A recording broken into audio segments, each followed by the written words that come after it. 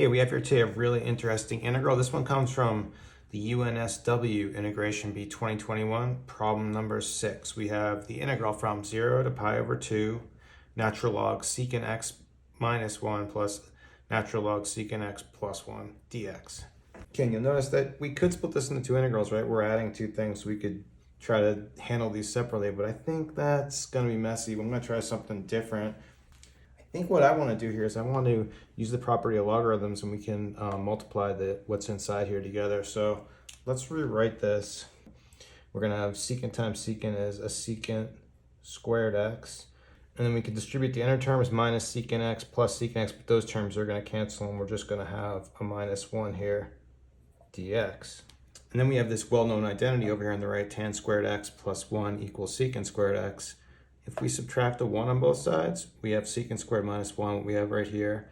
And that means that what's inside here, this piece is going to be tangent squared x. And now that's nice. Okay, we've simplified this, or we seem to have simplified it because we've got it into one term. But honestly, when I was doing this the first time, I was struggling to figure out where to go from here. You know, I was thinking, could we do integration by parts? Could we do a u substitution? What I came to is looking at these bounds. Pi over is from 0 to pi over 2. This might be a good case where we could actually use the King's principle. So how this is going to work is we're going to do a u substitution. Our u substitution is going to be the sum of our bounds minus x. So we'll do pi over 2, okay, plus 0, but we can ignore that, minus x. And then what that'll lead to is we could also write this as x equals pi over 2 minus u, and then we can get our dx value. Derivative of pi over 2 is 0, and then derivative here is going to be minus du. So then let's rewrite this integral. First we'll update our bounds. So plugging a pi over 2 in here, pi over 2 minus pi over 2, we're going to have a 0. And then plugging in a 0, here we're going to have a pi over 2. So you notice that we just flipped it, reversed the order of the bounds, and that's what always happens with this substitution. Then next we're going to have natural log tan squared, and we have to plug in, that's why we got our x value. So this is going to be pi over 2 minus u right here. Now from here, I'm going to take this, I can take this minus sign out front, and I can use to reverse our bounds, just to flip those. But then I can see we're still going to have a problem here. What's going on here with this? This seems to have made things worse, right? What I want to do next is use this complementary angle formula for tangent that we have over here that tells us tan pi over 2 minus u is going to give us cotangent u. And if you're familiar with the values for sine and cosine, it's easy to show how we get this, because if we look at tan pi over 2 minus u as sine pi over 2 minus u over cosine pi over 2 minus u, sine pi over 2 minus u is actually cosine of u.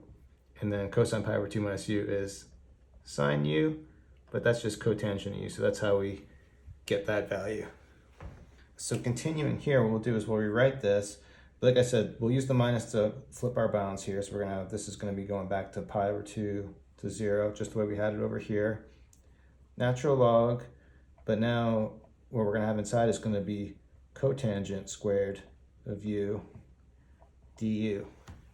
And again, because we're doing King's principle, part of that process, we're going to want to get everything back to, so we could leave it in u and change everything to u, but let's get it back to x. So because this is a definite integral, that allows me to choose any variable I want, because the variable name doesn't matter. So we'll just rewrite this in terms of x.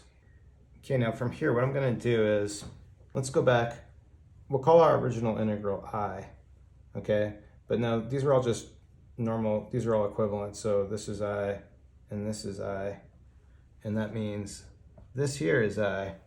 What we can do is we can add, we'll add this one, and we'll get 2i. Let's just see, let me clean up the board and we'll see how that's going to work.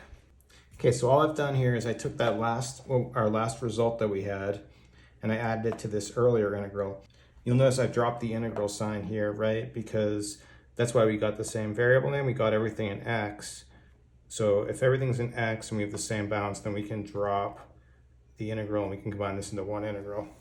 But notice by doing that, I had to change this to 2i, right? Because we're adding, now we have 2 copies of this integral.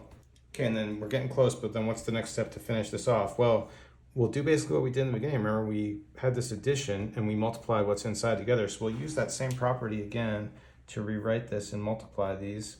So we'll have the natural log, but what I'm going to do, instead of writing this, just to make it more clear, I'm going to write this in terms of sines and cosines so we can see how this is going to work. So I'm going to write this as sine squared x cosine squared x for our tan squared x, and then times cotangent squared x, which we'll write as cosine squared x over sine squared x dx. But then that's going to cancel with that, that's going to cancel with that. So we're just going to have a 1 inside the natural log. Natural log of 1 is 0. So what we're doing is we're integrating 0, and that's just 0. And technically we need to remember we have 2 copies of the integral, but dividing by 2 doesn't matter because 0 divided by 2 is still 0. So that's going to be our solution. Thought it was a pretty interesting problem and kind of a different application of the King's principle from what we usually see. And if you're interested in doing some practice problems on the King's principle, I'll provide a link in the description. Anyway, thought it was an interesting problem today. Thanks for watching. Please like and subscribe. Have a great day.